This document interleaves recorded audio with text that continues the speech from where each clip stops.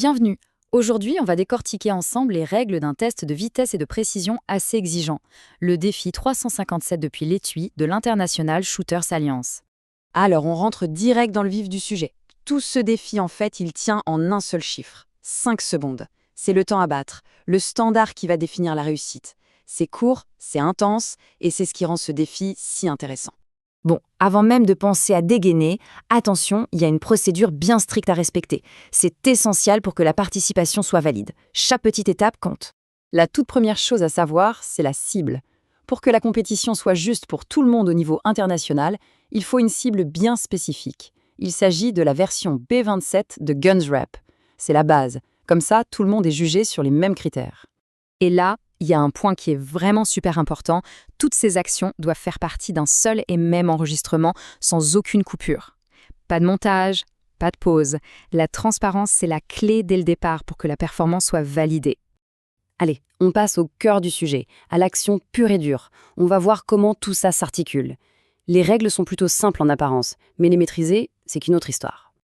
Ok, alors décomposons les 3 paramètres clés de cette épreuve. D'abord, la distance. Elle est fixée à 7 yards, ce qui fait à peu près 6,4 mètres. C'est à cette distance, et pas une autre, que la précision est évaluée. Ensuite, l'action. Le défi exige très précisément 3 tirs, effectués depuis l'étui. Pas 2, pas 4, 3. Chaque tir est une opportunité de montrer sa maîtrise. Et pour finir, la contrainte qui vient lier tout ça, 5 secondes, maximum.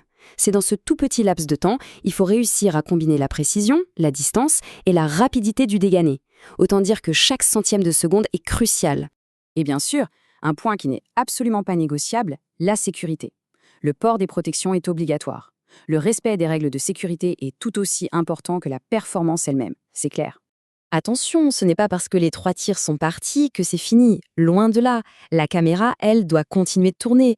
En fait, la fin du tir marque juste le début de la phase de validation. La toute première chose à faire, immédiatement après le dernier tir, c'est de montrer que l'arme est bien en sécurité, déchargée. C'est une démonstration de manipulation sûre qui doit être filmée et qui sera vérifiée.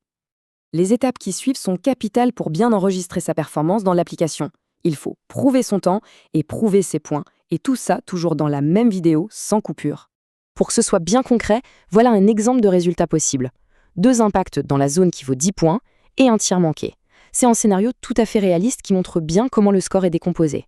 Et ça, c'est un petit détail technique qui a son importance. Un tir manqué, ce n'est pas juste un 0. Il doit être noté d'une manière bien spécifique dans l'application, sur une ligne à part.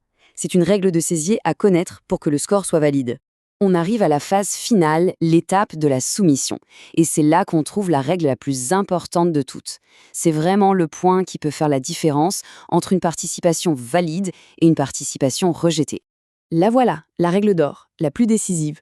Aucune coupure n'est autorisée. 0 montage. L'ensemble du processus, du tout début, quand on montre la cible vide, jusqu'à la toute fin avec la vérification du score, doit être dans une seule et unique vidéo. L'intégrité de la performance en dépend totalement. Donc, pour que la participation soit complète, il faut fournir 2 éléments. D'un côté, la vidéo entière, non coupée, qui prouve tout le processus, et de l'autre, une photo bien nette de la cible pour que les points puissent être vérifiés facilement. Au final, toute la question est là. 3 tirs, 7 yards de distance. Est-ce que 5 secondes ça suffit?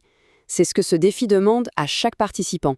C'est un test qui mesure la capacité à tout combiner sous pression. Alors, pour tous ceux qui sont prêts à relever le gant, sachez que toutes les ressources nécessaires sont à disposition. Le lien officiel de la compétition et aussi celui pour obtenir les cibles réglementaires se trouvent juste en dessous. Bonne chance!